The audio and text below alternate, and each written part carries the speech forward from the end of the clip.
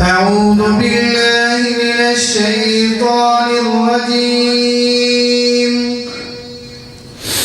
بسم الله الرحمن الرحيم.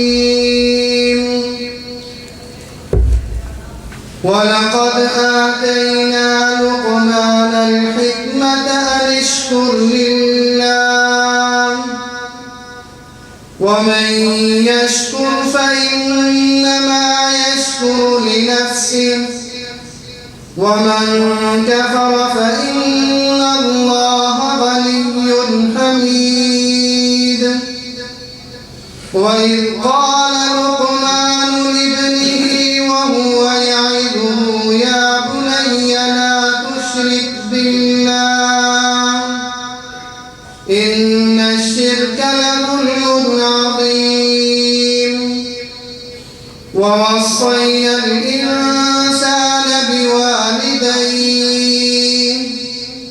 حملته أمه وهنا على وهن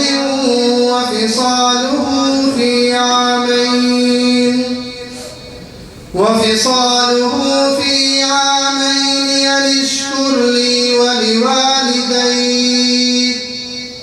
إلي المصير.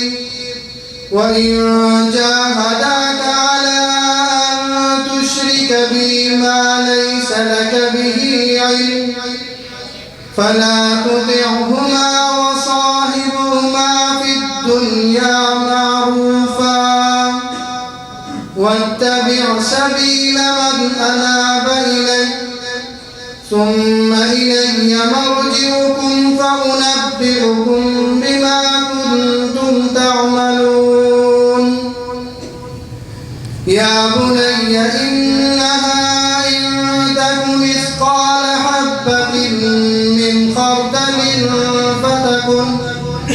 فتكن في صخرة أو في السماوات أو في الأرض يأت بها الله إن الله لطيف خبير. يا بني أقم الصلاة وأمر بالمعروف وانه عن المنكر واصبر على ما أصابك إن ذلك من عزم الأمور.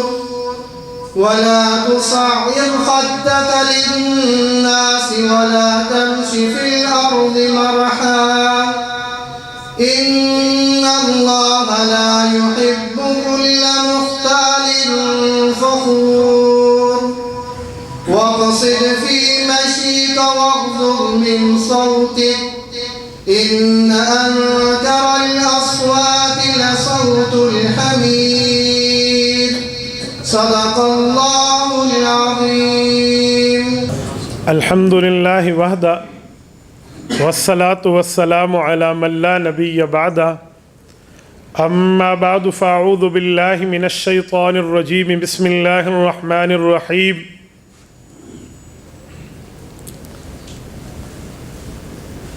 إن أنكر الأصوات لصوت الحمير.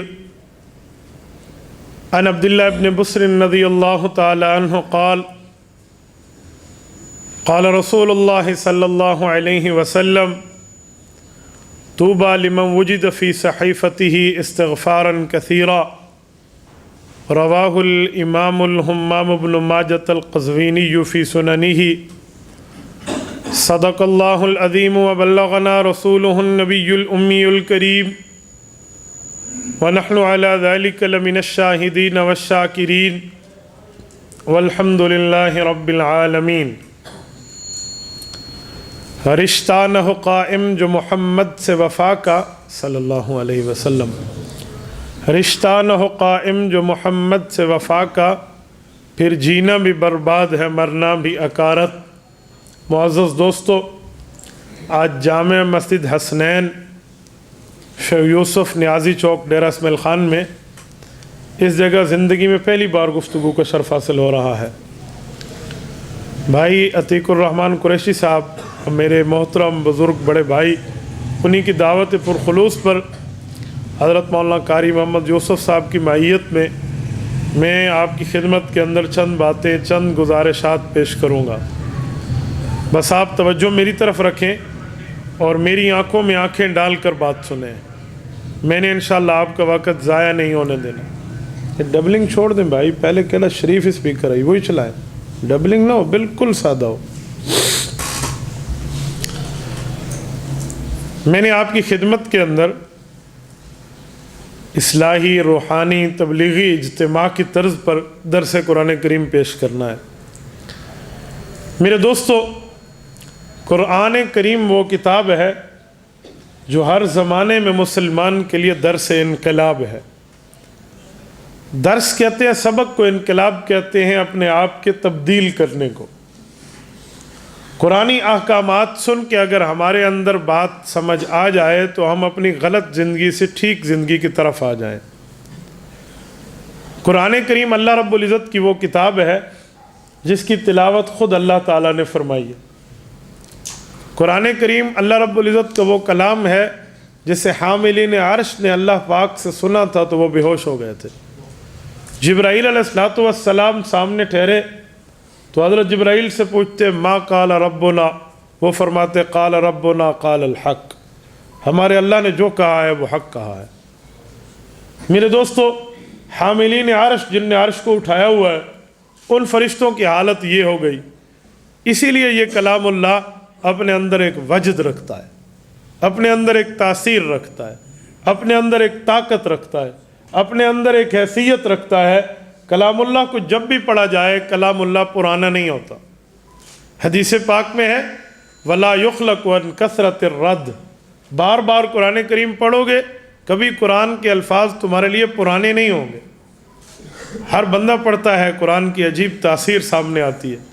آپ اور ہم تراویح میں ہر سال سنتے ہیں، ہر سال سننے کا اپنا مزہ ہے. کبھی یہ نہیں ہے کہ ہم نے یہ تو پہلے سنا تھا. دنیا کی کسی کتاب کو آپ پڑھ لو، بندہ دوسری سے تیسری بات پڑھتے ہوئے کہتا ہے یار میں اکتا گیا ہوں.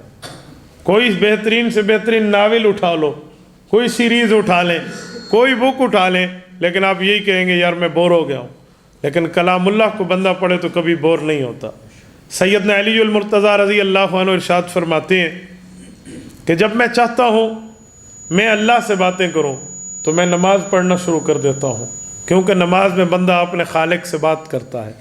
اور جب میں یہ چاہتا ہوں کہ میرا مولا مجھ سے بات کرے، میرا اللہ مجھ سے بات کرے، اللہ ہم سے ہم کلام ہو، تو میں قرآن کریم کی تلاوت شروع کر دیتا ہوں کہ قرآن کریم کی تلاوت اللہ کے بندے سے مخاطب ہونا ہے. میرے دوستو، یہ سورت نمبر 31 ہے. اس کی آیت نمبر 12 سے لے کر آیت نمبر 19 تک 8 آیات ہیں جس کی تلاوت ابھی قاری صاحب نے فرمائی ہے. ان 8 آیات میں واقعات بھی ہیں، نصائح بھی ہیں، عبر بھی ہیں، احکامات بھی ہیں. ان چند باتوں کو میں آپ کی خدمت میں رکھوں گا. پہلے میں اس کا ترجمہ آپ کی خدمت میں رکھتا ہوں، پھر اس پر تھوڑی تھوڑی تفصیل آپ کی خدمت میں پیش کروں گا. نوجوان اکثر بیٹھے ہیں اور میں چاہوں گا کہ ہم ان باتوں کو اپنے کانوں سے راستہ دے کر دل کی کھڑکی تک پہنچائیں. ہمارا ایمان ہے، اللہ کا کلام ہے، ہمیں کیا کہتا ہے، اور اس کے بعد ہم اس بات پہ غور کریں کہ میری ماقبل کی زندگی، جو پہلے کی زندگی تھی وہ کیا تھی، اور احکامات قرآنی کیا ہے. اگر اس کے مطابق ہے تو اللہ کا شکر ادا کرنا چاہیے، اگر اس کے مطابق نہیں ہے تو اللہ سے استغفار کرنا چاہیے. اس کے بعد عمل کی نیت کرنی چاہیے. رب العزت نے قرآن کریم میں حضرت لقمان علیہ السلام کا واقعہ سنایا ہے. حضرت لقمان کا واقعہ سنایا اور اس واقعات میں چند باتیں اللہ رب العزت نے سمجھائی ہیں. وہ کیوں کہ حکیم لقمان بہت بڑے بزرگ تھے جس کو مکہ کے کافر بھی مانتے تھے. حکیم لقمان وہ ہیں جن کا ذکر کفار نے اپنے اشعار میں کیا ہے اسلام کے اترنے سے پہلے. امراء القیس کے اشعار اٹھا لیں، لبید ابن عاصم کے اشعار اٹھا لیں، اسی طرح اس کے اعشا کے اشعار اٹھا لیں، طرفہ کے اشعار اٹھا لیں. جو جاہلیت کے شعراء ہیں، اسلام کے پہلے کے جو شاعر ہیں، وہ جو اپنی پوئم پیش کرتے ہیں، اپنی غزلیں پیش کرتے ہیں، ان میں وہ لقمان حکیم کا ذکر کرتے ہیں. حکیم لقمان عربی نسل سے ہیں. عرب کے لوگ اسے حکیم کہتے تھے. اس حکیم کا یہ معنی نہیں ہے کہ جکوازادیں پوڑیاں بدھن والا حکیم. وہ حکیم اور ڈاکٹر نہیں تھے. حکیم سے مراد دوائی نہیں دیتے تھے. حکیم سے مراد ان کا دواخانہ نہیں تھا. حکیم سے مراد پر حکمت گفتگو والا، حکیم سے مراد دانائی والا، حکیم سے مراد اچھی باتوں والا، حکیم سے مراد ایسے مسائل کا حل پیش کرنے والا جسے چٹکیوں میں حل کرنا کہتے ہیں، یہ حکیم ہے۔ یہ لقمان حکیم اپنی شکل کے لحاظ سے تو اتنے خوبصورت نہ ہوں جتنے اپنے کردار کے لحاظ سے خوبصورت مانے جاتے تھے۔ یہ ایک حبشی تھے، بکریوں چرانے کی بدولت ان لوگوں نے جو چیز کمائی تو اس کو سچائی پہ زندگی گزاری، رب العزت نے اسے امر کر دیا ہے، دنیا اسے آج سلام پیش کر رہی ہے۔ اور قرآن کریم میں اللہ رب العزت نے اس مقام پہ حضرت لقمان کا واقعہ اس لیے عرض کیا ہے۔ آپ اٹھائیے امام ابن الکثیر کی تفسیر ابن کثیر، تفسیر القرآن الکریم اٹھا لیں، اس کے ساتھ آپ امام قرطبی رحمۃ اللہ علیہ کے الجامع اٹھا لیں، یا اس کے اندر آپ اردو تفسیر میں حضرت مولانا اشرف علی تھانوی رحمہ اللہ، مفتی محمد شفیع رحمہ اللہ، وہ اس کا پس منظر تہ منظر لکھتے ہیں کہ مکہ کے لوگ رسول اللہ کو طعنہ دیتے تھے، آپ کہتے ہیں شرک غلط ہے، آپ کا دعویٰ ہے بتوں کی عبادت غلط ہے، آپ کا نظریہ ہے معبودان باطلہ کی اطاعت غلط ہے۔ اگر شرک غلط ہے، بتوں کی عبادت غلط ہے، بت کو اپنا خدا ماننا غلط ہے، تو یہ بات آپ کو پتہ چلی ہے۔ کیا آپ سے پہلے کتنے عقلاء گزرے ہیں، حکماء گزرے ہیں، اصفیاء گزرے ہیں، بڑے گزرے ہیں، ان میں سے کسی نے شرک پہ نفی کی ہے؟ ان میں سے کسی نے بتوں کی عبادت کو منع کیا ہے؟ ان میں سے کسی نے بتوں کی عبادت کی نفی کی ہے؟ اگر کی ہے تو لے آؤ۔ ان کا دعویٰ یہ تھا، قرآن کریم نے ان کے دعوے کے مطابق ان کی تردید کو نازل کیا، ان کی دعوے کے مطابق اس کے جواب کو نازل کیا، ان کی منشا کے مطابق اس بات کو رد کرتے ہوئے رب نے فرمایا یہ صرف میرے پیارے پیغمبر کی بات نہیں ہے، اس سے پہلے وہ لقمان جسے تمہارے شاعر حکیم کہتے ہیں، وہ لقمان جسے تم دانا کہتے ہو، وہ لقمان جسے پر حکمت گفتگو والا کہتے ہو، وہ شخص ایسا گزرا ہے جس نے شرک کی نفی کی ہے، اور شرک کی نفی عوام میں نہیں کی، شرک کی نفی صرف خواص میں نہیں کی، شرک کی نفی وہاں کی ہے جہاں بندہ اپنا تن من دھن لگاتا ہے، جہاں بندہ اپنی کمائی لگاتا ہے، جہاں بندہ اپنے آپ کو مشقتوں کے سفروں میں ڈال کے اولاد کو راحت پہنچاتا ہے، اپنی اولاد کو سمجھایا ہے بیٹا شرک کبھی نہ کرنا، اولاد کو بتایا ہے بیٹا شرک بہت بڑی بلا کا نام ہے، بیٹا توحید کو تھام لو،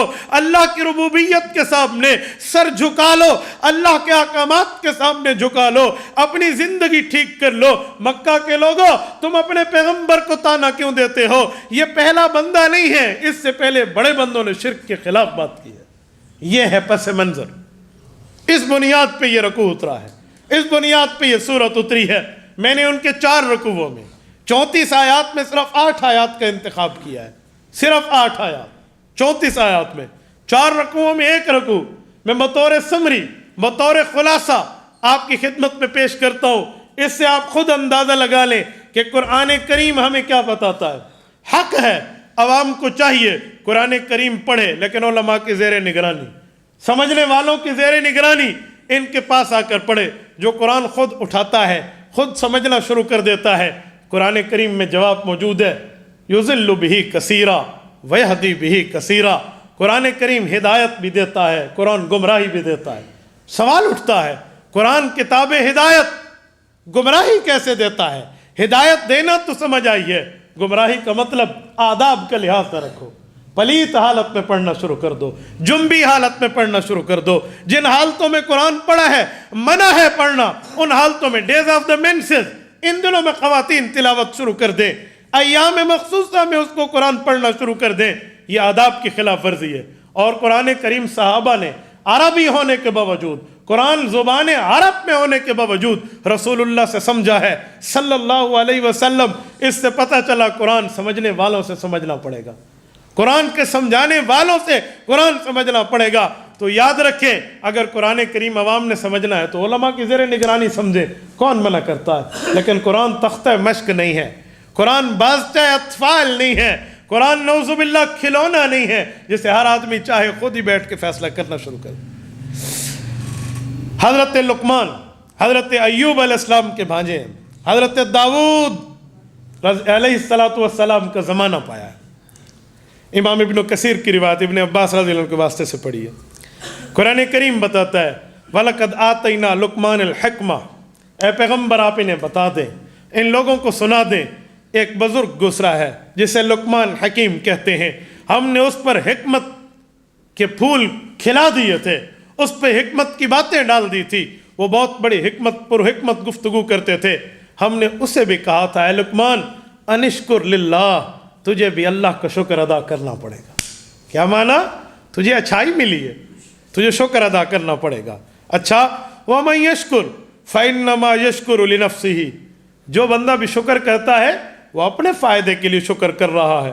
وَمَن كَفَرَ فَإِنَّ اللَّهَ غَنِيٌّ حَمِيدٌ، اگر تم نے شکر سے منہ پھیرا، ناشکری کی، تو یاد رکھنا اللہ پاک کو تمہاری کوئی پرواہ نہیں ہے، وہ پھر بھی تعریف والا ہے۔ اذ قال لقمان لابنہ، لقمان علیہ السلام اپنے بیٹے سے جب یہ گفتگو کر رہے تھے، وَهُوَ يَعِظُهُ، وہ اسے نصیحت کر رہے تھے، یا بنیا، اے میرے پیارے بیٹے، لا تشرک باللہ، تجھے بھی شرک نہیں کرنا چاہیے اللہ کے ساتھ، اللہ کو اکیلا مان، ان الشرک لظلم عظیم، کہ شرک بہت بڑا کسی کا حق مارنا ہے، بہت بڑا حق مارنا ہے، ظلم کا معنی ہے، یہ شرک نہ کرنا۔ درمیان میں جملہ معترضہ کے طور پہ ایک آیت آئی ہے، یہ آیت کیوں آئی ہے اس کا تھوڑا سا لفظ بتا دوں، آگے پھر نصیحتیں ہیں۔ اللہ پاک یہ درمیان میں جملہ لا کر بتا رہے ہیں کہ جب اولاد کو سمجھایا جاتا ہے جو ماں باپ کے لیے دل کا ٹکڑا ہوتی ہے، تو اس کو تو غلط تعلیم باپ نہیں دے سکتا نا، تو اتنی اچھی تعلیم ہے جو والد اپنی اولاد کو دے رہا ہے۔ وَوَصَّيْنَا الْإِنسَانَ بِوَالِدَيْهِ، ہم نے انسان کو سکھایا ہے کہ ہم تجھے یہ بات بتا رہے ہیں، اے انسان تو اپنے ماں باپ کے ساتھ اچھائی کرنا۔ حَمَلَتْهُ أُمُّهُ وَهْنًا عَلَى وَهْنٍ، تیری ماں نے تجھے پیٹ میں رکھا ہے، کمزوری پر کمزوری اٹھائی ہے۔ وَفِصَالُهُ فِي عَامَيْنِ، 2 سال پہ جا کر تجھے دودھ چھڑا دیا گیا ہے۔ انشکر لی وَلِوَالِدَيْكَ، میرا بھی شکر ادا کر، میں تیرا الہ ہوں، ماں باپ کا شکریہ ادا کر، وہ تیرے آنے کا سبب ہے۔ وَإِن جَاهَدَاكَ، مکہ کے کچھ لوگ مسلمان ہوئے تو ماں باپ نے ان بیٹوں کو کہا کیوں مسلمان ہوتے ہو، ان کے لیے آیت اتری۔ وَإِن جَاهَدَاكَ، اگر ماں باپ اے بیٹا تجھے کہہ دے الا ان تشرک بی ما لیس لک بہ علم، تو شرک کر لے، ماں باپ شرک کی تعلیم دے، ما لیس لک بہ علم، جس کی دلیل نہ تیرے پاس ہے نہ کائنات میں کسی کے پاس ہے، شرک بے دلیل دھڑلہ ہے، کہ اگر وہ یہ کہہ دیں تو یاد رکھنا فلا تطعہما، اس معاملے میں ماں باپ کا کہنا نہیں ماننا۔ لیکن اس کا کیا مطلب ماں باپ کی بےعزتی شروع کر دو؟ جی نہیں، وصاحبہما فی الدنیا معروفہ، دنیا میں تو نے اچھائی کے ساتھ ماں باپ کے ساتھ زندگی گزارنی ہے، اچھائی میں گزارنی ہے۔ واتبع سبیل من اناب الی، اور اس راستے کا اتباع کر جس راستے پہ لوگ چلنے والے میری طرف آیا کرتے ہیں۔ الی المصیر ثم الی مرجعکم، کیونکہ تم سب نے میری طرف لوٹ کے آنا ہے۔ فانبئکم بما کنتم تعملون، پھر میں تمہارے اعمال نامے تمہیں دکھا کے بتاؤں گا تم کیا کر کے آئے ہو۔ یا بنیا، لقمان علیہ السلام کہہ رہے ہیں میرے پیارے بیٹے، انہا ان تک مثقال حبۃ من خردل، رائی کے دانے کے برابر، وزن کے برابر، رائی کا دانہ اس کے برابر، اس کے وزن کے برابر بھی کوئی چیز ہوگی، وہ نیکی ہو یا برائی ہو، فتکن فی صخرہ، وہ پہاڑوں میں کیوں نہ پڑی ہوئی ہو، پہاڑوں اور چٹانوں میں کیوں نہ پڑی ہوئی ہو، او فی السماوات، جو اس بندے کی نیکی یا برائی آسمانوں میں کیوں نہ ہو، او فی الارض، یا زمین میں کسی جگہ چھپی ہوئی کیوں نہ ہو، یأتی بہ اللہ، رب وہ طاقت رکھتا ہے کہ اللہ اسے لے کر آئے گا۔ ان اللہ لطیف خبیر، اللہ باریک بین بھی ہے، خبردار بھی ہے۔ لطیف، لطافت، میں آگے چل کے بتاتا ہوں کہ لطافت اور کثافت کسے کہتے ہیں۔ یا بنی اقم الصلاۃ، اے بیٹے کبھی نماز نہ چھوڑنا، وأمر بالمعروف، اور وأمر بالمعروف، اور نیکی کا حکم کبھی نہ چھوڑنا، نیکی کا حکم کرتے رہنا، ونہی عن المنکر، برائی سے روکتے رہنا، واصبر علی ما اصابک، اس کے بدلے اگر تجھے تکلیف پہنچے تو تکلیف پہ صبر کرنا، اس دعوت کے کام کو نہ چھوڑنا، ان ذلک من عزم الامور، ہمت والوں کے کام یہی ہوا کرتے ہیں۔ ولا تصعر خدک للناس، بیٹا کبھی اپنے گالوں کو یوں پھلا کر، ان میں سختی دکھا کر لوگوں سے بات نہ کرنا، ولا تمشی فی الارض مرحا، اور زمین میں اکڑ کے چلنے کی اپنی عادت نہ بنانا، کبھی نہ چلنا. کیوں؟ ان اللہ لا يحب كل مختال فخور کل مختال فخور. اللہ اس بندے سے پیار نہیں کرتا جو تکبر کرنے والا ہو یا خود پسند ہو. اللہ اس سے پیار نہیں کرتا. وقصد فی مشیک، رفتار اپنی میانہ روی رکھ. تو چل کیسے رہا ہے، اپنے چلنے کے انداز کو دیکھ. وقصد فی مشیک وغضض من صوتک، گفتگو کے طرز کو دیکھ. Way of the talking, way of the speaking. بول کیسے رہا ہے، بات کیسے کر رہا ہے، اس کو سمجھ. اس میں کوئی سختی نہیں ہونی چاہیے، کوئی بڑاپن نہیں ہونا چاہیے. ہاں پھر کیا ہونا چاہیے؟ بڑی پیاری بات فرمائی. فرمایا یاد رکھ اس میں میانہ روی ہونی چاہیے. اگر میانہ روی نہیں رکھے گا تو ان انکر الاصوات لصوت الحمیر، بری آوازیں تو پھر گدھوں کی ہوا کرتی ہیں. یہ قرآن کریم کی 8 آیات، سورۃ نمبر 31 آیت نمبر 12 تا آیت نمبر 19. ان آیات کا ترجمہ میں نے آپ کی خدمت میں رکھا.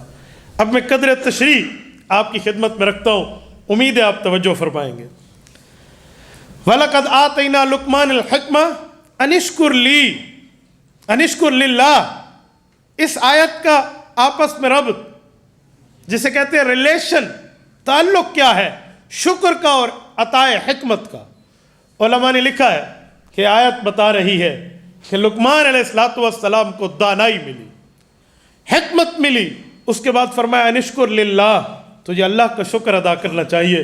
فرمایا یہ آیت بتاتی ہے کوئی نعمت اللہ پاک تمہارے اوپر کر دے تو اس نعمت پر اترایا نہ کرو. میری بدولت، میری طاقت کی بدولت، میرے کام کی بدولت، میری محنت کی بدولت، میری قسمت، نو یہ نہیں کہا کرو. نو یہ نہیں ہو سکتا.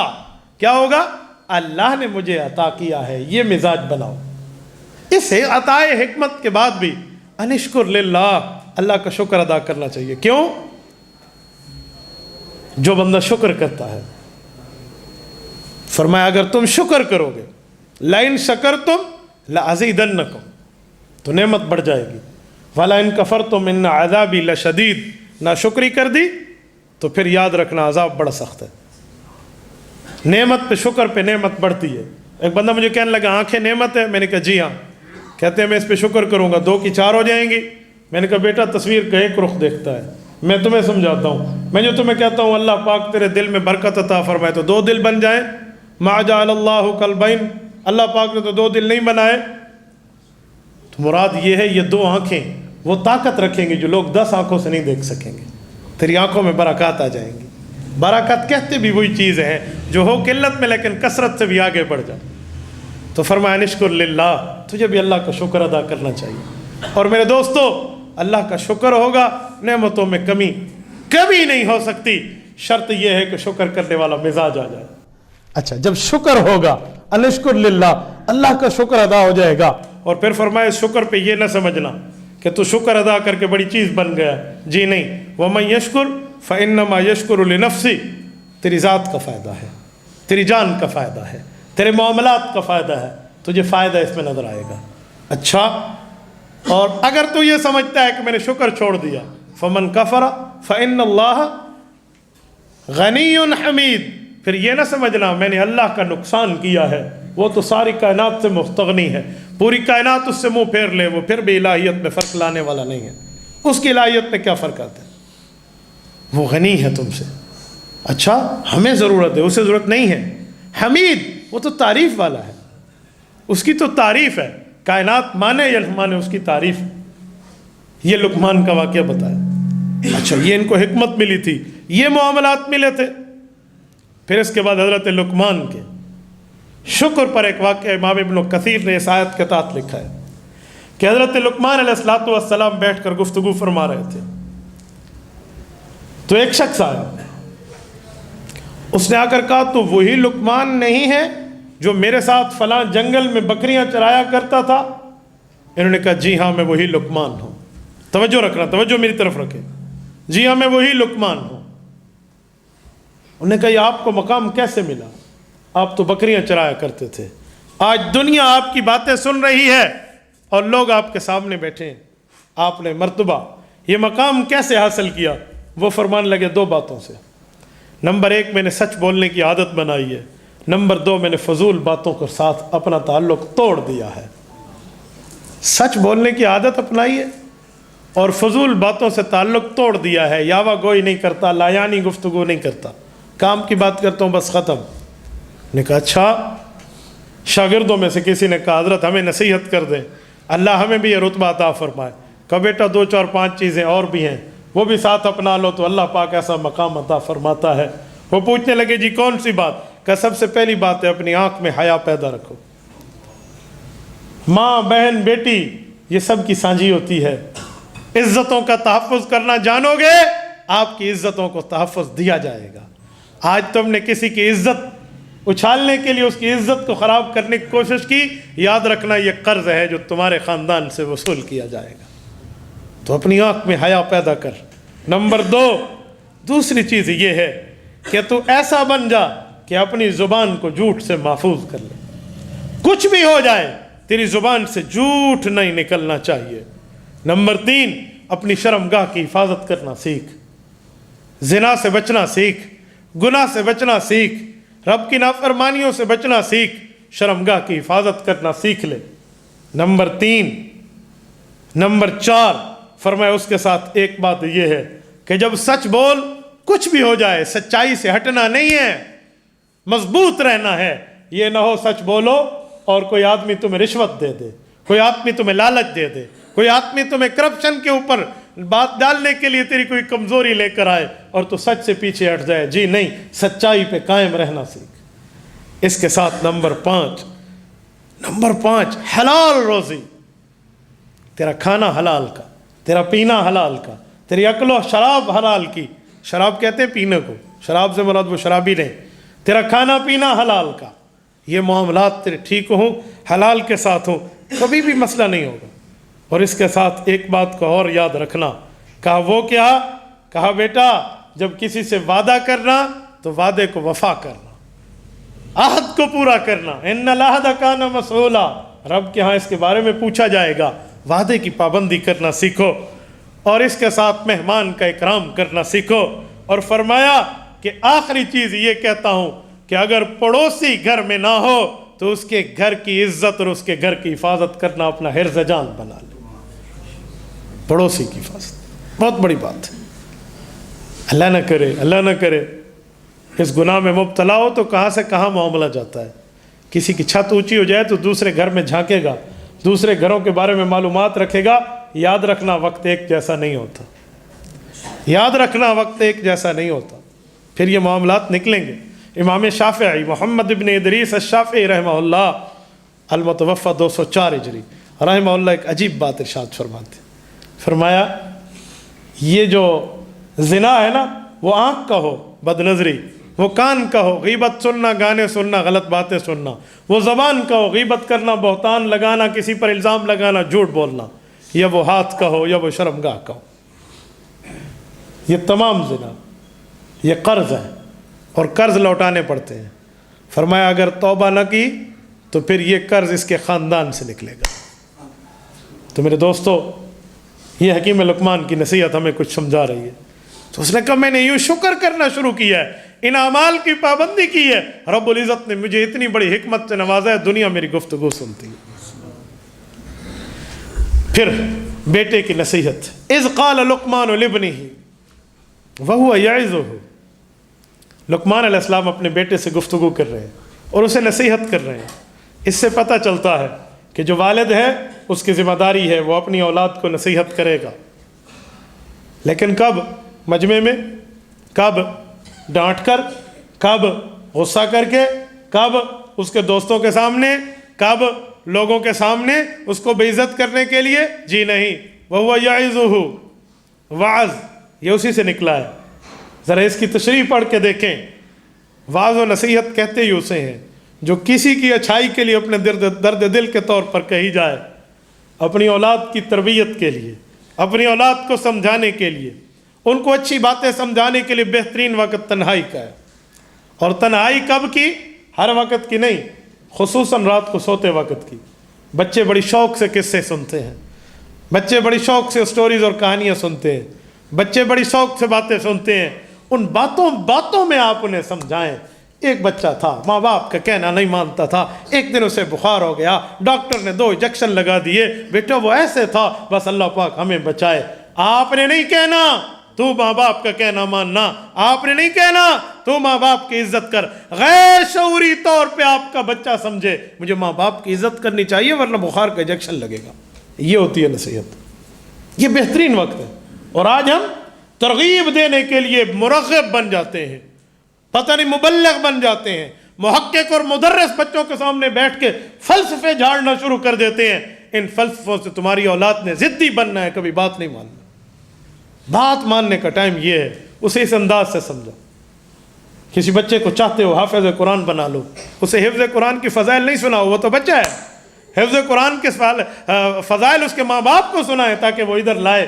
لیکن بچے کو آپ نے یوں نہیں کہنا، اس بچے کو واقعات سنانے ہیں لیکن اس سے مخاطب نہیں کرنا، اس کی ماں کو سناؤ، اپنی اہلیہ کو۔ آج ایک بچوں کے حفظ قرآن کی تقریب تھی، میں گیا، حافظ قرآن آئے، ان کو گلے میں ہار پہنایا گیا، بڑا مزہ آیا، لوگوں نے مبارکباد دی ہے، بڑی خوشی، بڑا منظر تھا۔ بچے کو غیر شعوری طور پہ ذہن میں آئے گا حفظ کی بڑی ویلیو ہے۔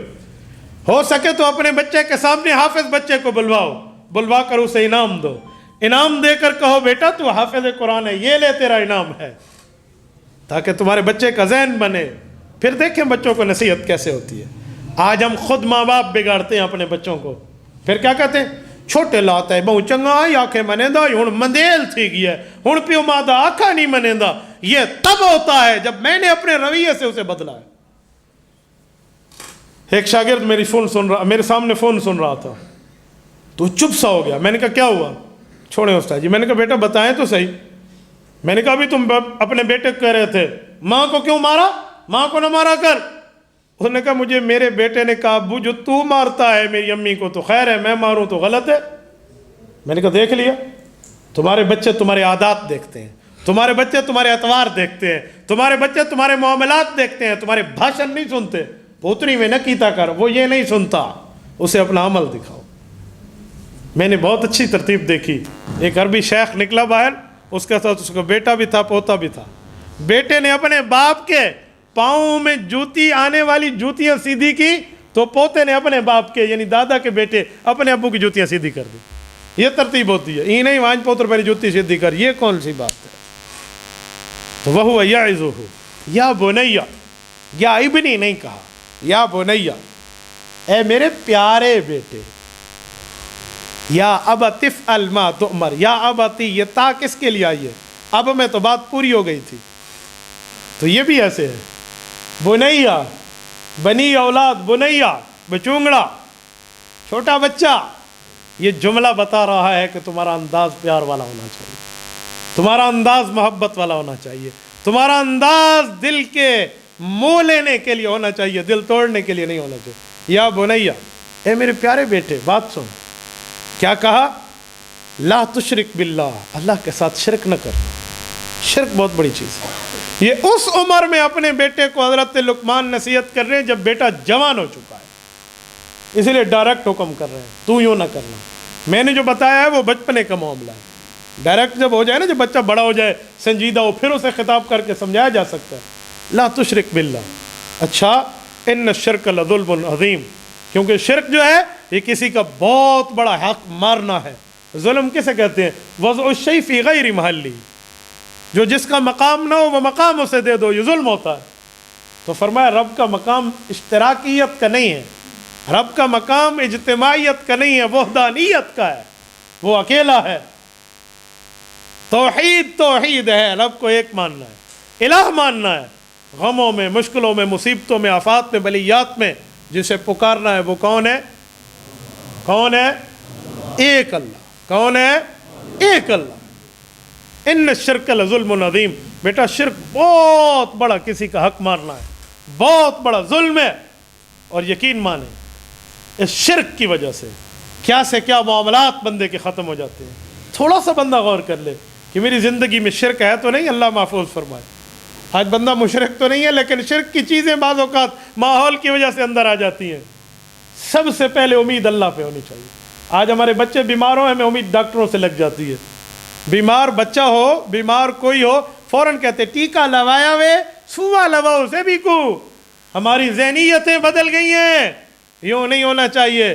3 کام ہے، تیسرے نمبر پہ ڈاکٹر اور حکیم ہے۔ پہلے 2 کام ہیں۔ نمبر 1، اللہ کی طرف متوجہ ہو جاؤ، کوئی نوافل پڑھو، نوافل کا ٹائم نہیں ہو تو دل سے اللہ سے دعا کر لو، اللہ اسے ٹھیک کر لے۔ دعا کا یہ معنی نہیں ہے کہ بیمار پیا رہے تو ہاتھ چاہیے بیٹھے ہو، ناداں گر گئے سجدے میں جب وقت قیام آیا، یوں نہیں، دل میں رب کی طرف متوجہ، اللہ میں اس کو لے کر جا رہا ہوں اسپتال، دل بھی تو بدل گیا نا۔ نمبر 2، صدقہ کرو۔ صدقے کے لیے فقیر ڈھونڈنے نہ جاؤ کہ یہ بیچارہ مریض پیچھے تڑپ رہا ہو۔ آپ اپنے جیب میں، اپنے بٹوے میں، اپنے بینک میں، اپنی کمیٹی میں، اپنے کسی بندے کے پاس جو پیسے پڑے ان میں سے متعین کر لو، ان میں سے اتنے پیسے فقیر کے ہو گئے بس، آج سے آپ کا ثواب لکھا گیا۔ تیسرے نمبر پہ ڈاکٹر اور حکیم ہے۔ تو فرمایا بیٹا پہلی چیز تو شرک سے بچ جاؤ۔ آگے پھر فرمایا وَوَصَّيْنَا الْإِنسَانَ بِوَالِدَيْهِ، ہم نے انسان کو حسن سلوک کی ترغیب دی ہے۔ اے انسان، تو نے اپنے والدین کے ساتھ حسن سلوک رکھنا ہے۔ اچھا، ان میں پھر ماں کا حصہ علیحدہ بتایا۔ فرمایا ماں کا معاملہ کیا ہے؟ فرمایا ماں کا معاملہ یہ ہے حملتہ امہ وہنًا علی وہن، ماں وہ ہے جو تکلیف پہ تکلیف اٹھاتی ہے اور اس کو اپنے پیٹ میں رکھتی ہے۔ یہ جو آج کل بندہ سمجھتے ہیں نا ماں کو میں چاک ہے، نہ ماں ماں ہے۔ ماں کے قدموں تلے تمہارے لیے جنت ایسے نہیں بنائی گئی، والجنت تحت اقدام الامہات کا مجدہ یوں نہیں سنایا گیا۔ ماں ہے، جب ماں دنیا میں نہ ہو تو پھر پتہ چلتا ہے۔ خدا کی قسم، ماں سے کوئی کام بھی نہ ہونا، رات کو تھکا ماندہ بیٹا گھر آئے، چاہے بچوں کا باپ کیوں نہ ہو چکا ہو، پھر بھی پوچھتے امی ہے؟ اچھا اماں ٹھیک ہے، امی کا پھر بھی پوچھ لیتے۔ بس ایک پوچھنے پہ جو سکون جسم میں آتا ہے وہ فیلنگز ہے، وہ آپ اور میں خود سمجھتے ہیں۔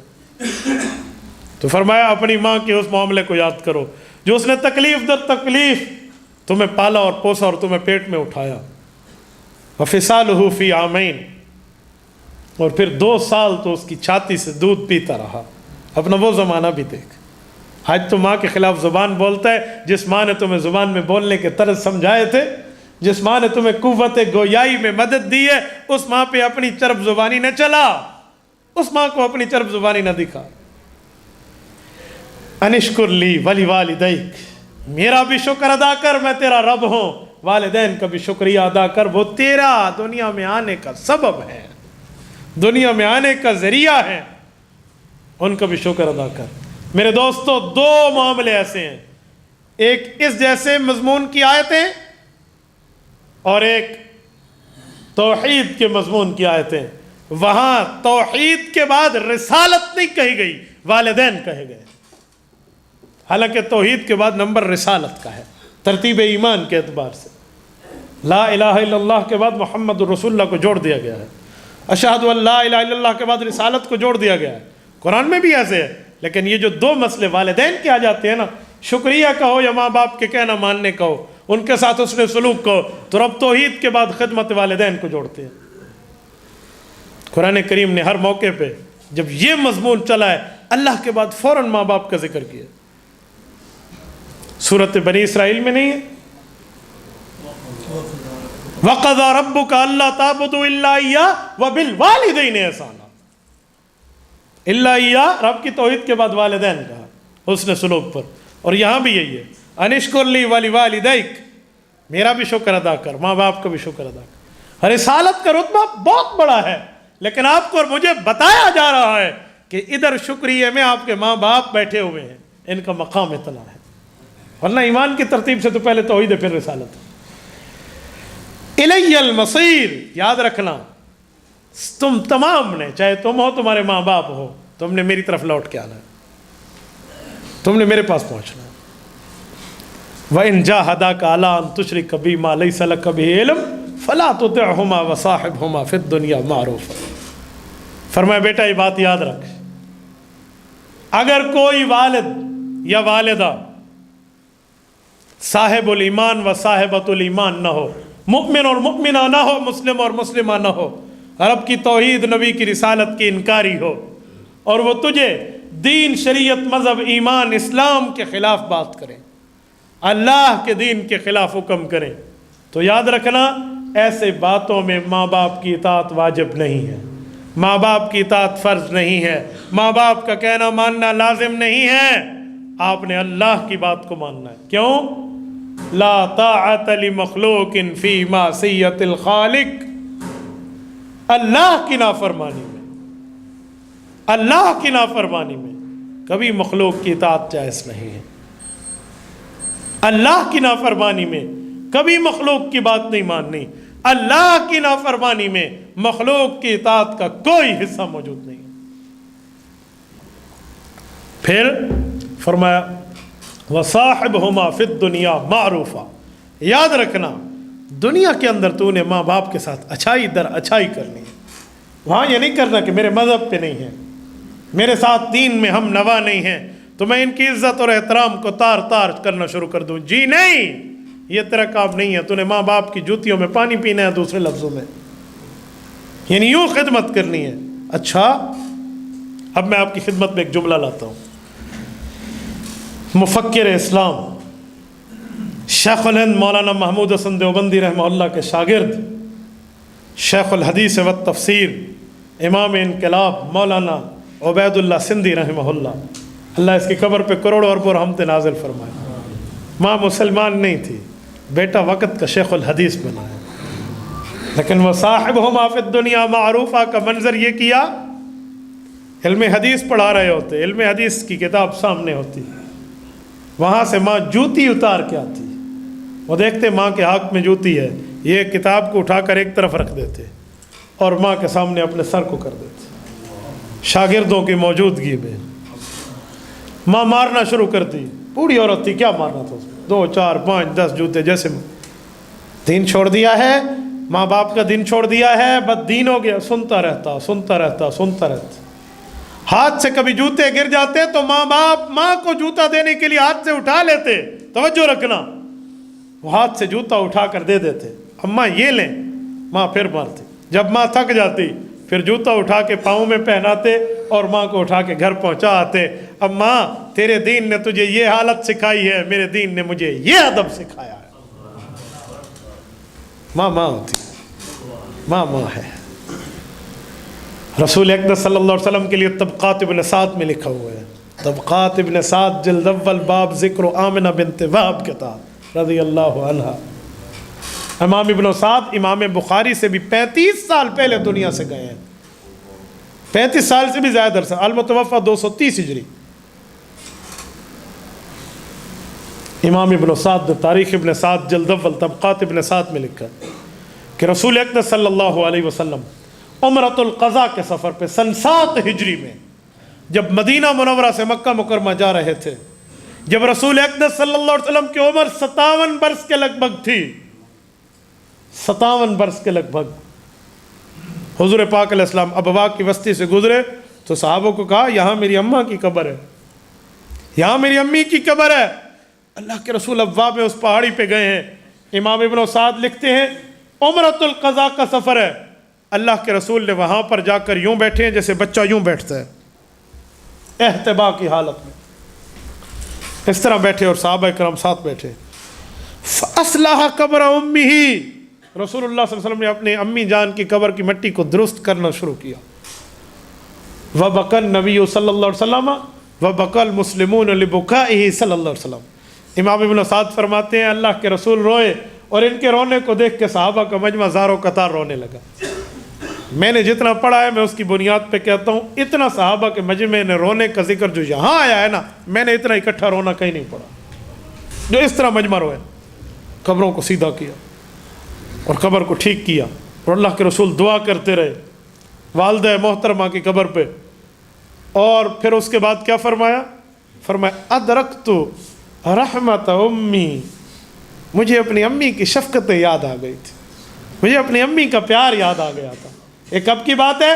جب عمر 57 سال ہے اور حضرت رسول اللہ کی امی اس وقت فوت ہوئی جب رسول اللہ کی عمر 6 سال ہے، نکالو 57 سے 6 سال، 51 سال، آدھی صدی کے بعد بھی اللہ کے رسول اپنی ماں کی یاد کو یوں تازہ کیا ہوئے، آدھی صدی گزرنے کے بعد۔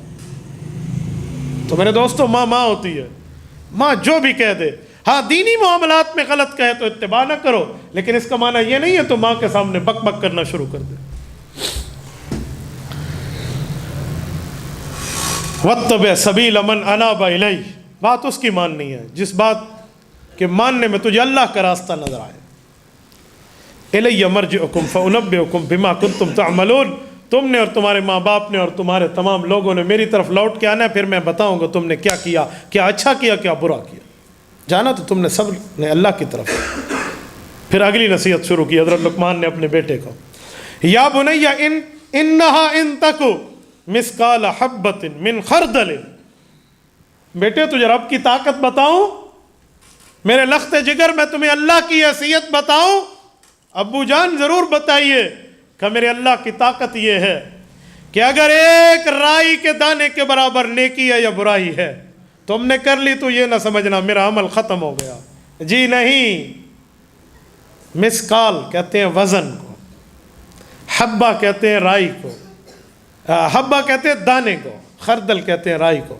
رائی کے دانے کے بقدر, جو گندم کے دانے سے بھی چھوٹا ہے, اس کے بقدر بھی کوئی معاملہ ہے نا, وہ کہاں ہو؟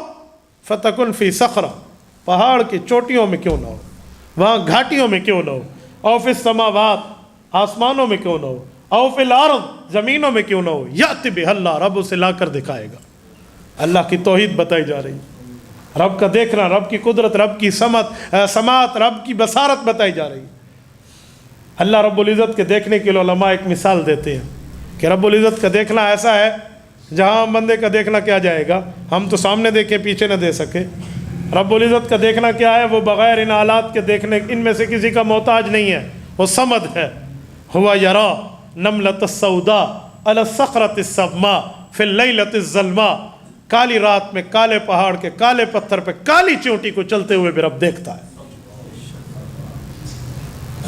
موسیٰ علیہ السلام کا واقعہ امام آلوسی رحمہ اللہ نے, مفتی بغداد نے تفسیر روح المعانی میں ذکر کیا ہے. حضرت موسیٰ کو حکم ہوا پہاڑ پہ پتھر مارے, پتھر مارا, پہاڑ پہ ڈنڈا مارے, ڈنڈا مارا, اندر سے پتھر نکلا, پتھر پہ پھر ڈنڈا مارا, وہ 2 ٹکڑے ہوا, اور اندر سے کیڑا نکلا ہے جس کی خوراک بھی اس کے ساتھ پڑی ہوئی ہے. اور وہ کیڑا 5 جملے کہہ رہا ہے. وقت کا نبی ان جانوروں کی زبانیں, ان حشرات الارض کی زبانوں کا ماہر ہوتا ہے. میرے پیغمبر علیہ السلام کے نہیں آتا کہ اونٹ آتا تھا, حضور کے کندھے مبارک پر سر رکھ کے بات کر لیتا تھا. حضور اس کے مالک کو کہتے تھے اسے چارہ کم کھلاتے ہو, محنت زیادہ لیتے ہو. تو حضرت موسیٰ علیہ السلام نے اٹھا کے کان کے ناس لگایا, وہ پتھر میں کیڑا کہہ لے سبحان من یرانی یعرف مکانی یسمع کلامی یرزقنی ولا ینسانی. سبحان من یرانی, میرا رب تو شرک سے پاک ہے جو مجھے ادھر بھی دیکھ رہا ہے. ہوئے میں شرک کروں, اس کیڑے سے بھی کم عقل میری, اور میں اشرف المخلوقات ہوں. انسان کو تو احسن تقویم میں پیدا کیا گیا, وَلَقَدْ كَرَّمْنَا بنی آدم کی خوشخبری سنائی گئی. میں شرک کروں, یہ کیڑا پتھر میں پڑا ہوا بھی اللہ کی توحید کے نغمے بجا رہا ہے.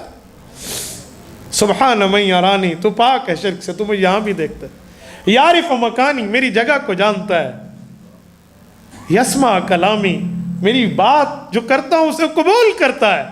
یسمع قبول کے لیے, یرزقنی, مجھے ادھر بھی رزق دیتا ہے. ولا ینسانی, مجھ جیسے کیڑے کو بھی مولا تو نہیں بولتا. لا یذل ربی ولا ینسا. فرعون کے دربار میں حضرت موسیٰ نے یہ توحید کا نغمہ بجایا تھا کہ میرا رب نہ کبھی غلط فیصلے کرتا ہے نہ کسی کو بولتا ہے. لا یذل ربی ولا ینسا. ان اللہ لطیف خبیر. فرمایا بیٹا اللہ باریک بین بھی ہے, خبردار بھی ہے. ایک ہوتی ہے لطافت, ایک ہوتی ہے کثافت. لطافت کہتے ہیں چیز ہو اس کا وزن نہ ہو, کثافت کہتے ہیں چیز بھی ہو اور اس کا وزن بھی ہو. یہ موبائل ہے, سامسنگ کا موبائل ہے, اس کا وزن بھی ہے اور یہ موبائل بھی ہے. یہ کثیف ہے, ہمیں نظر آ رہا ہے, بوجھل ہے. اس میں ایک سم ہے, سم میں بیلنس ہوگا لیکن اس بیلنس کا وزن نہیں ہوگا. آپ سم کو خالی کر دیں بیلنس سے, اس کو تولیں, وہ جتنے تولے کی بنے, اس کے بعد اس کو 1000 کے بیلنس سے بھر دیں, پھر بھی وزن کریں تو اتنے وزن کی نکلے گی. اسے کثیف کہتے ہیں.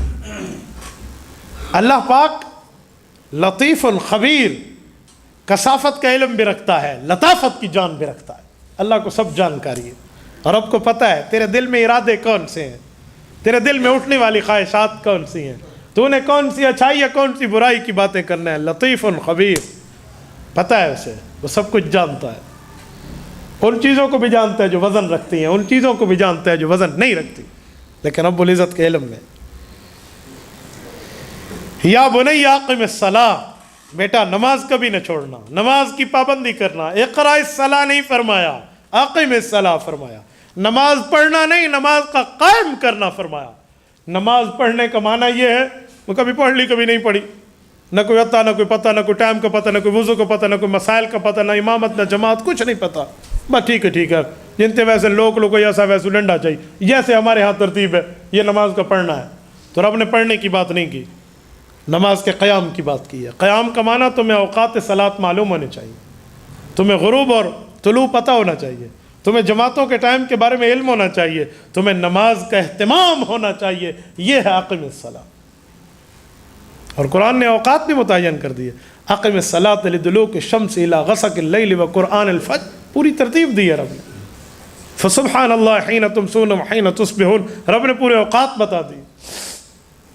نماز کی ترتیب میں تو نے کہاں سے کہاں تک معاملہ رکھنا ہے تو یہ بھی دیکھ لو۔ وَأْمُرْ بِالْمَعْرُوفِ وَانْهَ عَنِ الْمُنْكَرِ، نیکی کا حکم تیری ذمہ داری، گناہوں سے روکنا تیری ذمہ داری۔ اپنی ذمہ داری ایک بار زبان سے پوری کر دے، جتنی تیری اوقات ہے اتنی کر لے، برائی کے ساتھ نہ دینا، نیکی کا حکم کرنا سیکھ لو۔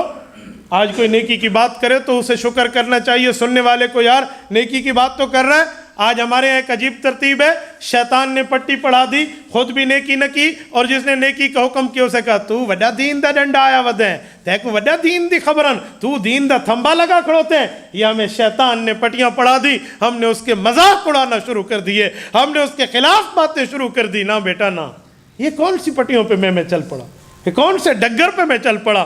احکامات الہیہ یہ نہیں تھے، ربانی احکام یہ نہیں تھے، اللہ کے احکام یہ نہیں ہیں۔ میں کر نہیں سکتا سن تو لو، اور میں کر نہیں سکتا سن تو لو۔ کہا بیٹا آپ کی ذمہ داری ہے، لیکن کتنی جتنی تمہارے اندر ہو سکے۔ آج ہمارے یہاں اس میں افراط اور تفریط پائی جاتی ہے۔ افراط اور تفریط، افراط کہتے ہیں حد سے بڑھ جانا، تفریط کہتے ہیں گھٹا دینا، افراط کہتے ہیں بڑھا دینا۔ اس میں کمی زیادتی پائی جاتی ہے۔ وہ کیا ہے؟ اب میں جملہ سناتا ہوں، سنو۔ بھائی بہنوں سے لڑتے ہیں تو ہم نے یوں کرنا ہے، یوں نہیں کرنا، پھر مارنے پہ آ جاتے ہیں۔ بھائی تو بھائی ضرور ہے لیکن تیری بہن پہ تیری حکمرانی نہیں چلے گی، تیرے ابو کی چلے گی۔ تجھے کس نے کہا تو بھائی سے لڑ رہا ہے؟ تجھے اگر اتنی دین کی پابندی گھر میں کروانے کا شوق ہے تو اپنی زوجہ محترمہ کو کہہ دے، اپنی بیٹی کو کہہ دینا۔ فادن نہ گھارج ہی تے بہر شین تھیا کھڑوتا ہے، عجیب طرز ہے۔ اس دن میرے پاس ایک اس طرح کی بات آئی، بہن کو نماز نہ پڑھنے پہ بھائی نے مارا، اس کے منہ سے لو لوہان، منہ سے لو شروع ہو گئی۔ اس کا باپ لے کر آیا، اے میری دھی کو صاحب مرے دے پتر میرا۔ تو میں نے کہا تے کو کہا کہ تو آگ، تیری ذمہ داری ہے، یہ ذمہ داری تیرے ابو کی ہے۔ ہاں تو ایک بار بتا دے، سمجھا دے، یہ کون سا ہے مارنے کا معنی؟ میں نے کہا کسی کا خون نکالنے پہ تجھے پتہ ہے؟ کتاب التعزیرات اٹھاؤ، کتاب الحدود اٹھاؤ، علماء سے پوچھو تے کو کتنے کوڑے لگ دن، تو اپنا تو دیکھ۔ اوے پلیتی کو پلیتی سے نہیں دھوتے، پلیتی کو پاک چیز سے دھوتے ہیں، یہ کام تیرے نہیں ہے۔ میرے ایک شاگرد ہے، مجھ سے آج صبح بات کی، یہاں ڈی اے خان کے ہیں، رہتے پشاور ہیں، مجھ سے بیعت ہے، مجھے کہنے لگے شیخ مجھے ایک بات بتائے۔ میں نے کہا جی پوچھیں حضرت۔ بات یہ ہے آپ نے کہا تھا شادی کر لو، ابو کو بھی کہا تھا، تو ابو شادی پہ راضی ہو گئے میری، تو اب میری شادی تو ہو رہی ہے لیکن امی ابو سارے کہہ رہے ہم نے ڈھول باجے کرنے ہیں، تو میں نے شادی سے بھی انکار کر دیا۔ میں کہ پتر تھوڑا ہولا ہاتھ، یوں نہ کرنا، یہ بہت غلط چیز ہے، ڈھول باجے یہ نہیں ہونے چاہیے، انہیں بتا دو، لیکن نہ مانے تو اس پروگرام میں شامل نہ ہونا، شمولیت نہ کرنا، تو اٹھ جانا، وہ جانے ان کا کام جانے۔ ہاں جب تیری اولاد کی شادی ہو تو یہ کام نہ کرنا، جو تیرے حدود میں ہے وہ تو کر لے، جو تیری لائن آف دا کنٹرول اور باؤنڈری سے باہر ہے تجھے کس نے کہا تو اس پر اپنے فتوے جھاڑتا پھر۔ سو میرے دوستو، امر بالمعروف اور نہی عن المنکر ذمہ داری اصل علماء کی ہے۔ عوام کرے گی تو علماء سے پوچھ کے کرے گی، عوام کرے گی تو حضرات سے پوچھ کے کرے گی۔ ان بڑوں نے کہنا ہے تو پھر عمل کرنا ہے، ورنہ خود چلیں گے تو پھر کام خراب ہو جائے گا۔ وَاصْبِرْ عَلَىٰ مَا أَصَابَكَ، دین کی دعوت پہ، دین کے عمل پہ، دین کے پھیلاؤ میں، دین کی اشاعت میں اگر تمہیں کوئی سختیوں کے ساتھ درپیشی آ جائے، سختیوں کے ساتھ واسطہ پڑ جائے تو ان سختیوں کو برداشت کرنا، دعوت کو نہ چھوڑنا، دین کی دعوت کو۔ بعض لوگ ایسے ہوتے ہیں جو سختیوں کے ساتھ جان بر نہیں ہو سکتے، دین کی دعوت کو چھوڑ دیتے ہیں۔ نہ بابا، جو کام آپ نے کرنا ہے وہ دین کی دعوت کے طور پہ کرنا ہے، آپ نے اس کو سختی کے اوپر چھوڑنا نہیں ہے۔ دین کا کام کرنا ہے۔ دین کا کام صرف جہاد فی سبیل اللہ نہیں ہے، دین کا کام صرف تدریس نہیں ہے، دین کا کام صرف تبلیغ نہیں ہے، دین کا کام صرف خانقاہوں کا تصوف نہیں ہے، بلکہ یہ سارے دین کے کام ہیں۔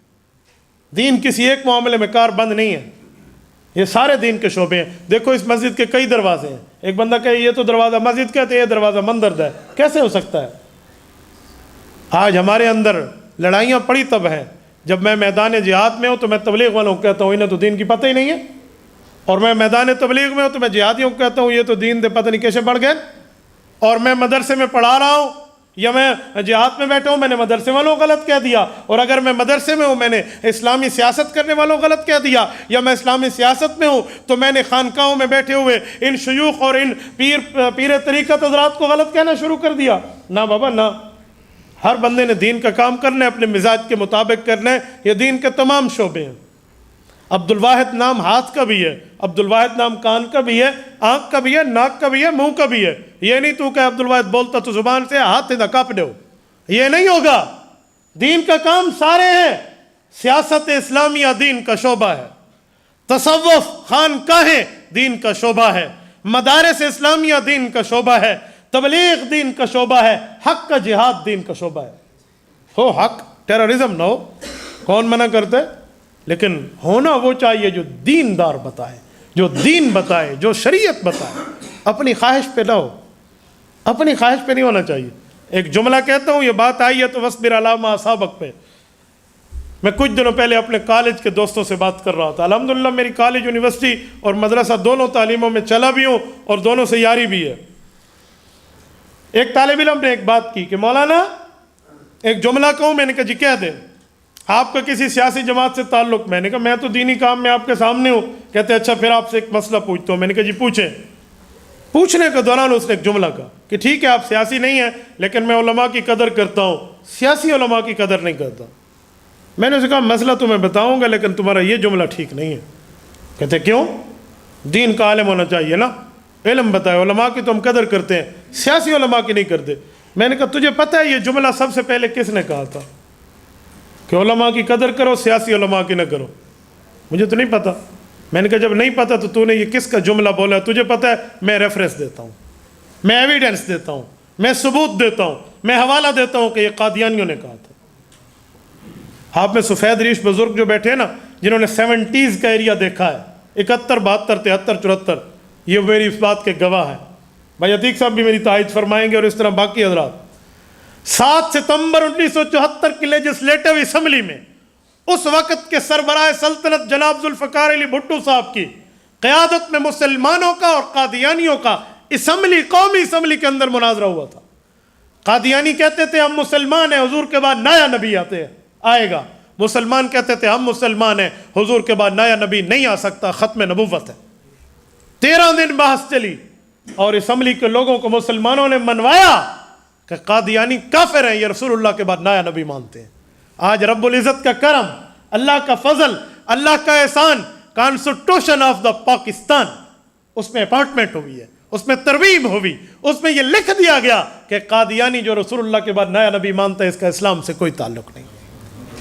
اور آج ان علماء کرام نے، اس وقت سارے جید علماء پاکستان کے تمام مکاتب فکر، جو بھی اسکول آف تھاٹ ہو، جو بھی مکتبہ فکر ہو، اس کا حامل عالم حضرت مولانا مفتی محمود رحمۃ اللہ علیہ کی قیادت میں جمع تھا۔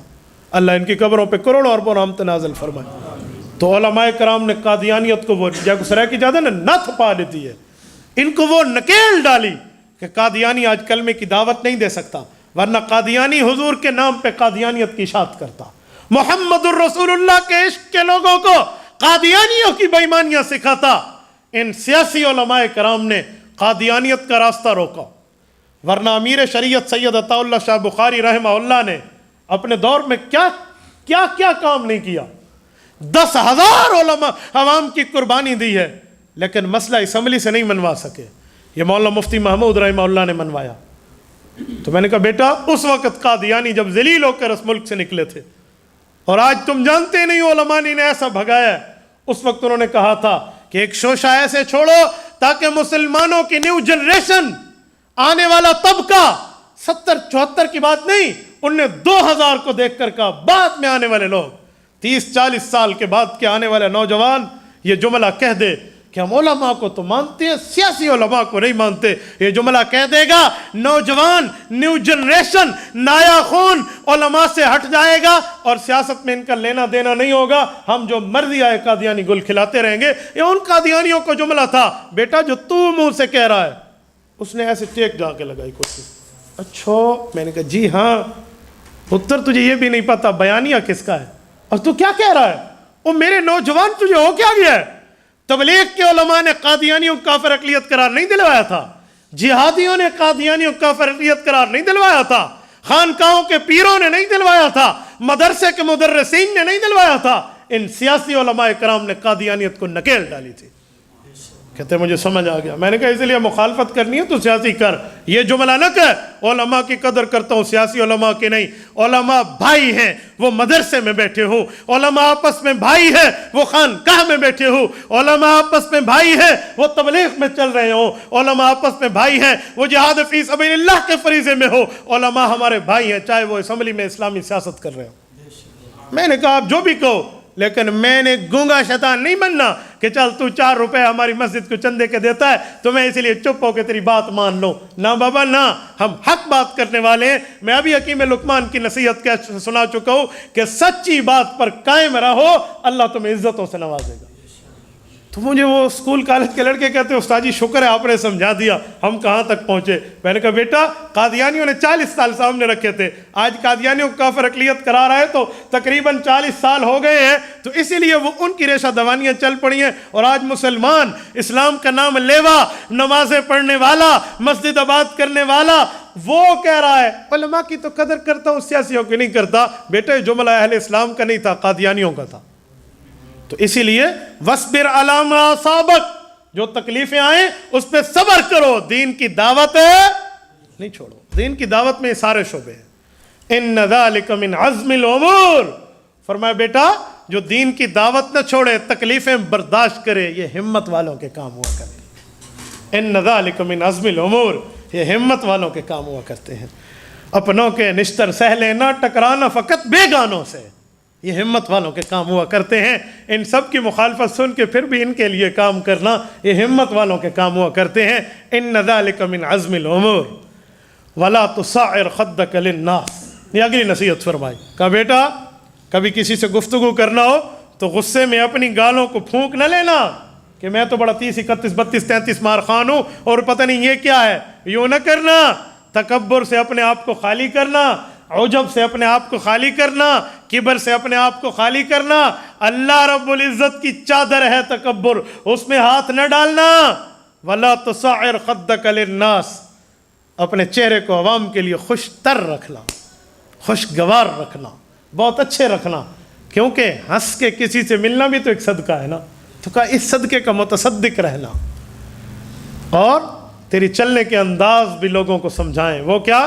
وَلَا تَمْشِ فِي الْأَرْضِ مَرَحًا، تیرے چلنے کے انداز میں تکبر نہیں ہونا چاہیے، اترانا نہیں ہونا چاہیے، کسی کے اوپر اعتراض کرنا اور یوں چلنا جیسے میں یوں باقی کوئی نہیں ہے. یہ کوسا آدھے ہیں مائیں دے گبا ہم مار کے ٹپا کو، ایسا کوئی پریادے گھر اکھا دیا. یہ جو ہمارے یہاں بات چل رہی ہے کہ میں کس کے سامنے اس طرح چلوں گا کہ میں کوئی تیرے گھر سے تھوڑی کھاتا ہوں. میرے بھائی اگر کوئی بندہ مجھے کہہ دے تو ہینا ہے تو وقت تیری موت پہ گئی ہے. اللہ کے لیے جھک جانا کیا ہوتا ہے؟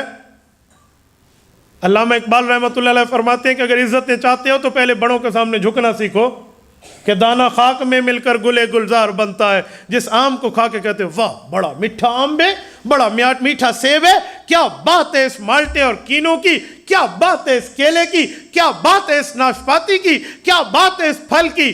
جس کی باتیں سنا رہے ہو، یہ پھل پہلے بیج تھا، یہ بیج پہلے زمین میں بیجا گیا تھا.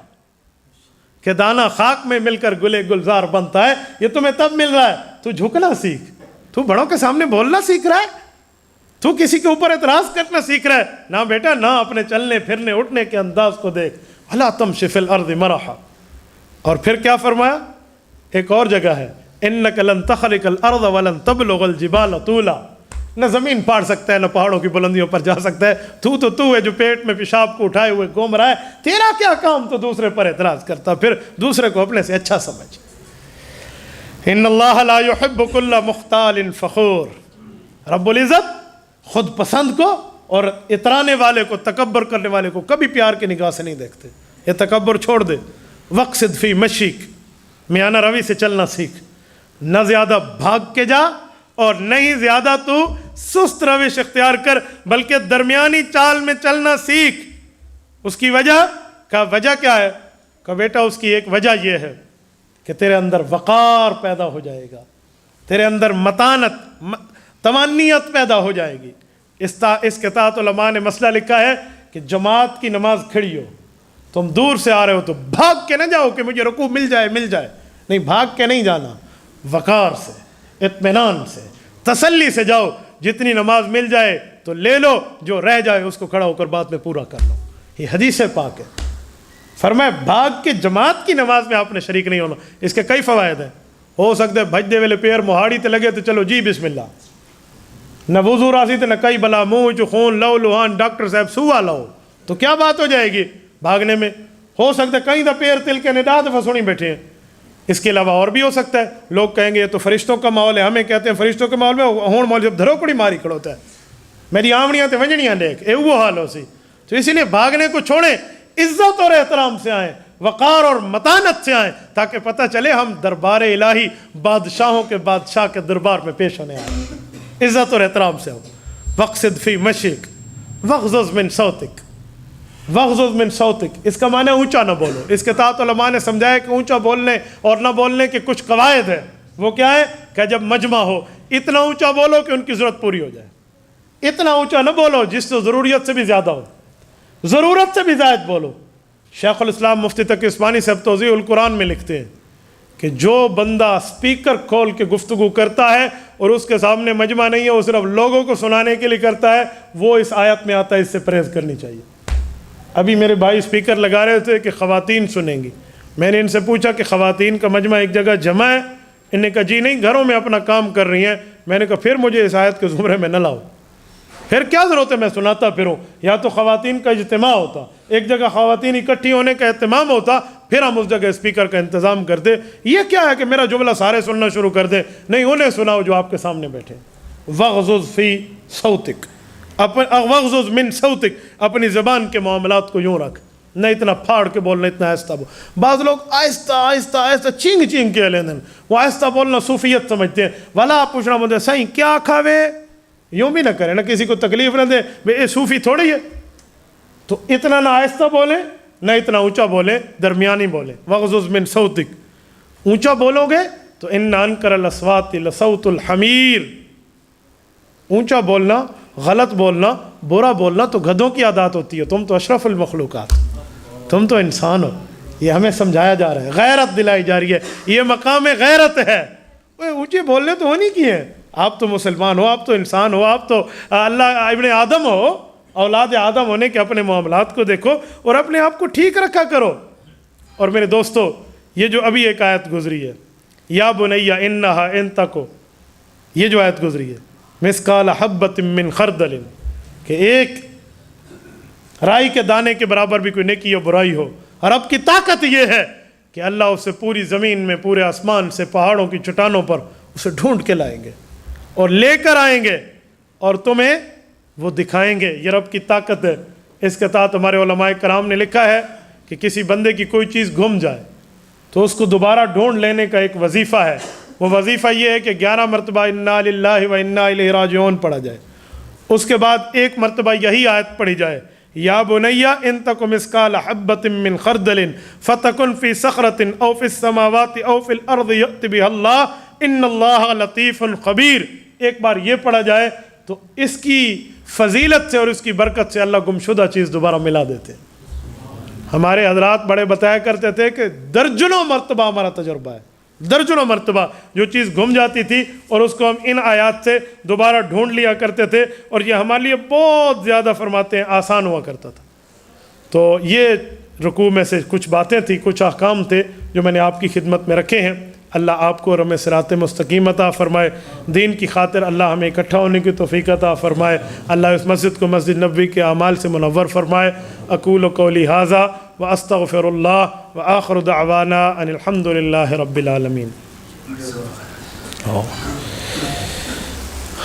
اچھا کیا مولانا نے یاد دلا دیا. میں ایک دو باتیں آخر میں کر دوں. آپ جو نوجوان بیٹھے ہیں نا, ان کے بیٹھنے کو غنیمت سمجھتے ہوئے ایک جملہ کہتا ہوں. آج کل ہر بندے کی موبائل میں آئی ڈیز ہیں, سوشل میڈیا ایکٹیوسٹ ہیں, وہ ایکٹیو ہے سوشل میڈیا پہ, tune.pk پہ, گوگل پہ, یوٹیوب پہ, فیس بک پہ, پتہ نہیں کہڑے کہڑے مصیبتیں آ گئے. ان سب پہ ایک ایک آئی ڈی, دو آئی ڈیاں لوگوں نے بنائی ہوئی. اس میں دو چار غلطیاں کرتے ہیں نوجوان, ذرا وہ سمجھیں. وہ غلطی کیا ہے؟ کسی قادیانی کو فرینڈ بنا لیا, کسی مرزائی کو فرینڈ بنا لیا, کسی ایسے بندے کو جو دین نہ پھیلاتا ہو, صرف دنیا پھیلاتا ہو, فحاشی اور یانی پھیلاتا ہو, گانے پھیلاتا ہو, ان جیسے کو اپنا فرینڈ اور دوست بنا لیا. ان کی چیزیں آپ کے وال پہ آنا شروع ہو گئیں. تو صرف آپ وہ گناہ گار نہیں ہیں, آپ بھی گناہوں میں حصہ ڈال رہے ہیں اپنا. اسی لیے اپنے فرینڈز میں, اپنے دوستوں میں, اپنے معاملات میں اپنی ریکویسٹ آنے اور ایکسیپٹ کرنے میں اپنے آپ کے معاملات کو معلوذ خاطر رکھیں. اور اس کو دیکھیں کہ کہیں میں گانا تو نہیں شیئر کر رہا, کہیں میں اہل باطل اہل کفر کی چیزیں تو نہیں شیئر کر رہا. اور آج کل انٹرنیٹ پہ ایسی مصیبتیں آئی ہوئی ہیں, یقین مانیں. بھائی عتیق صاحب, میں ایک جملہ کہتا ہوں, حضرات ذرا توجہ رکھنا. ایسے مرزائی آئے ہوئے ہیں جو مسلمانوں کے اندر گھس کے, توجہ رکھیں, مسلمانوں کے اندر گھس کے مسلمانوں والے جملے کہہ کے مسلمانوں کے عقیدوں پہ اوپر رندہ چلاتے ہیں. سناؤں میں آپ کو ایک واقعہ سناؤں. لاہور کے ایک کالج میں ایک پروفیسر صاحب مرزائی تھے. طالب علموں کو نہیں پتہ کہ یہ مرزائی ہے, قادیانی ہے, حضور کے بعد نیا نبی مانتا ہے. وہ روزانہ اسٹوڈنٹ اس کے بھاشن سنتے. وہ عنوان کیا اختیار کرتا؟ حضور علیہ السلام بڑے معاف کرنے والے تھے. لوگ کہتے جی ٹھیک ہے. 2-4 دن بعد آپ علیہ السلام بڑے دل والے تھے, حضور علیہ السلام کسی کو کچھ نہیں کہتے تھے. اس طرح کی اچھی باتیں سنا کے نا وہ کہنا یہ چاہتا تھا کہ قادیانیوں کو کچھ نہ کہو, گستاخ رسول کو کچھ نہ کہو, جو اللہ کو رسول کو ان کو گالیاں دیں ان کو خیر معاف کرنا سیکھو. وہ یہ کہنا چاہ رہا تھا. تو طلبہ سمجھ گئے جو حضور بڑے خوش قسمت تھے, تو آج کل تو آنکھیں سرخ ہو جاتی ہیں, ایسے نہ ہوا کرو, بس گستاخان رسول بھی ساتھ ہیں, اللہ ان کو ہدایت دے, معاف, اس طرح کی بات. تو ایک طالب علم کسی ہم جیسے کے پاس آئے, 2-4 باتیں سمجھی اور دوسرے دن کلاس پہ پہنچ گیا. استاد نے حسب معمول یہ باتیں شروع کی تو کھڑا, اس نے کہا سر ایکسکیوز می. نے کہا جی بیٹا کہیں, اجازت ہے؟ کہا سر ایک جملہ کہوں؟ جی ہاں. نیور مائنڈ, پریشان نہ ہونا. جی نہیں سر, آپ تو بہت کتے کے بچے ہیں. یہ اسٹوڈنٹ نے کہا. کلاس کا ماحول حیران سخت ہو گیا. انہوں نے کہا سر آپ تو خنزیر کی اولاد ہیں, آپ تو گدھے ہیں, اپنی شکل دیکھو لومڑ جیسی, اوے بے ایمان فلاں. اس طرح استاد کو کہا. استاد کی تو آنکھیں سرخ, وہ تو ایسے پھول گیا جسم, اور وہ پکڑنے کے لیے اس کو آیا تو طلبہ درمیان میں پڑے, چھڑا ہو گیا. تو اسٹوڈنٹ نے کہا سر بڑا دل کریں, معاف کرنا سیکھیں, عزت احترام کرنا سیکھیں. حضور علیہ السلام معاف کیا کرتے تھے. تو استاد کے دانتوں کو پسینہ آ گیا کہ بات ہے کیا. تو اس نے کہا اپنے لیے تو نہیں سمجھتا, ہم پیغمبر کے حلالی امت ہیں, ہم نبی کا تحفظ کرنا جانتے ہیں, ہمیں یہ باتیں نہیں سمجھا. اس طرح کی باتیں آپ کے فرینڈز میں آئی ہوئی ہوں گی, آپ کے فیس بک وال پہ ہوں گی, ذرا خیال سے رکھا کرو. کچھ دنوں پہلے وہ کذاب آیا جرمنی میں جس نے نبوت کا دعویٰ کیا, ہمارے دوستوں نے اس کی تصویریں شیئر کی, آگے لکھا یہ بے ایمان نیا آیا ہے مارکیٹ میں, لوگوں کو بتاؤ. اور میں نے کہا سادے اس بے ایمان کو بتانے کی کیا ضرورت ہے, اس کو ڈیلیٹ کر دے, آگے بتانے کی اتنا تو خود نے اس کو پاپولر نہیں کیا جتنا ہم نے کر لیا. تو بچیں گے نا ان سے, ان معاملات سے بچیں. آپ کو آج کی گفتگو بھی اور میری اس طرح گفتگو آپ کو انٹرنیٹ پر ملے گی. آپ فیس بک پر مفتی عبدالواحد قریشی لکھیں, آپ کو ہمارا پیج ملے گا, لائک اور فرسٹ کریں, آپ کو ویڈیوز ملیں گی. یوٹیوب پہ آپ مفتی عبدالواحد قریشی لکھیں, آپ کو ہمارا چینل ملے گا, اس کو سبسکرائب کریں, بیل آئیکن پہ آل کو دبا دیں, آپ کو روزانہ کی ہماری ویڈیوز ملیں گی. اور یہ میں اللہ کے گھر میں کہہ رہا ہوں, اس پر ہماری کوئی ارننگ نہیں ہے, ہم فی سبیل اللہ یہ چلاتے ہیں. کہیں آپ سمجھنا ہماری ارننگ ہے, 1 روپیہ اس پہ آنا جانا نہیں ہے, فی سبیل اللہ اس کو چلاتے. آپ کہنا اپنے لائکس بڑھانے کے لیے ہمیں جو ہے نا وہ کہہ رہا ہے کہ آپ سبسکرائب کر لیں. میں اللہ کے لیے کہہ رہا ہوں, کوئی کرے یا نہ کرے, لیکن ایک بات سمجھا رہا ہوں, آپ کو اسلامک لیکچرز ملیں گے. اور آخری بات, جو واٹس ایپ استعمال کرتے ہیں, اپنے موبائل میں واٹس ایپ کی ایپ ڈاؤن لوڈ کر چکے ہیں, ان کو میں نمبر لکھواتا ہوں, آپ واٹس ایپ پہ ہمیں لکھ کے بھیجیں, ہم آپ کو گروپ میں ایڈ کر دیں گے.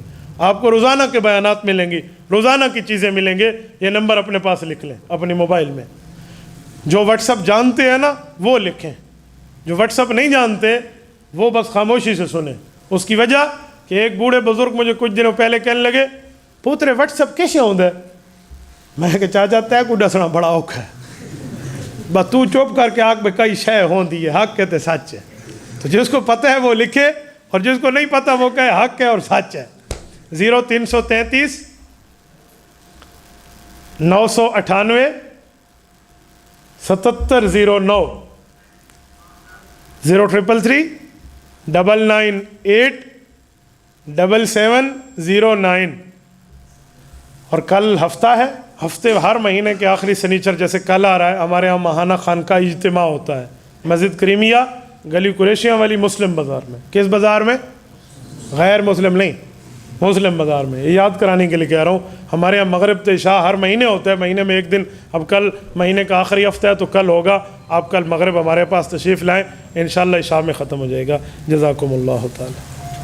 الحمدللہ رب العالمین والعاقبۃ للمتقین والصلاة والسلام علی سید الرسل وخاتم النبیین. ربنا ظلمنا انفسنا وان لم تغفر لنا وترحمنا لنکونن من الخاسرین.